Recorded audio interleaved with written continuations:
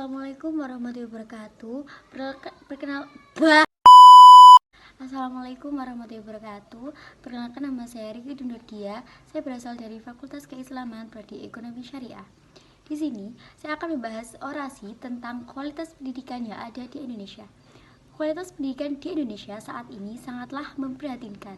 Dapat dibuktikan dengan data UNESCO pada tahun 2000 tentang peringkat indeks pengembangan manusia atau lebih dikenal dengan Human Development Index, yang berisi cakupan dari peringkat pencapaian pendidikan, kesehatan, dan juga penghasilan per kepala atau perorangan.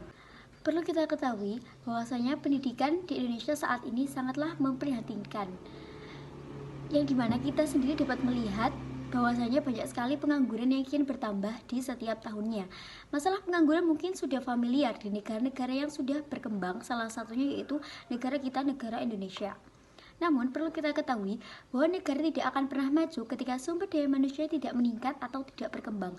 Karena percuma jika suatu negara memiliki sumber daya alam yang sangat amat melimpah, akan tetapi sumber daya manusianya tidak tergolong berkembang atau sama saja. Pendidikan adalah salah satu syarat kehidupan, karena dengan adanya pendidikan, kehidupan seseorang akan lebih terarah.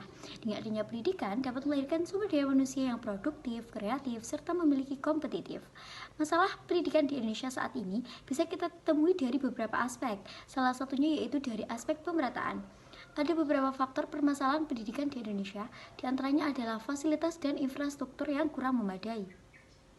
Dengan disediakan fasilitas yang baik, maka tentu akan memudahkan siswa ataupun guru dalam kegiatan belajar mengajar di lembaga sekolah.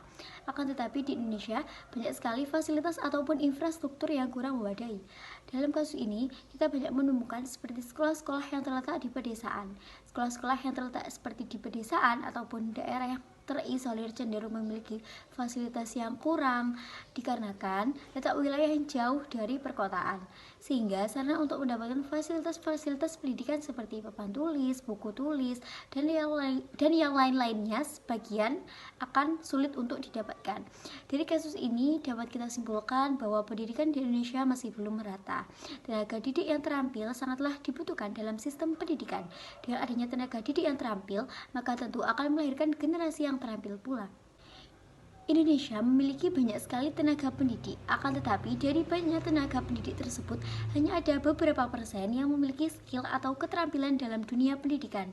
Di Indonesia juga tersebar tenaga pendidik, akan tetapi tidak merata, sehingga ada yang kekurangan, ada yang kelebihan tenaga pendidik.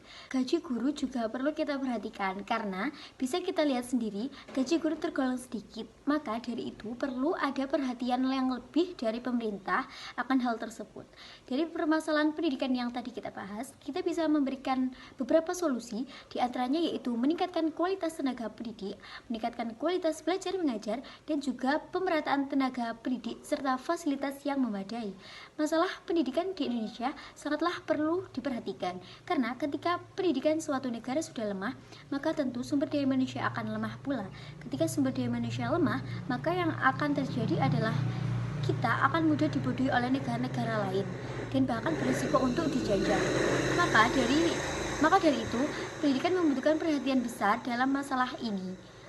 Dengan melihat segala permasalahan pendidikan di Indonesia, kita harus sadar dan bergerak bagaimana mengatasi permasalahan tersebut atau solusi dari permasalahan tersebut. Demikian orasi singkat yang bisa saya sampaikan. Saya ucapkan terima kasih. Wassalamualaikum warahmatullahi wabarakatuh.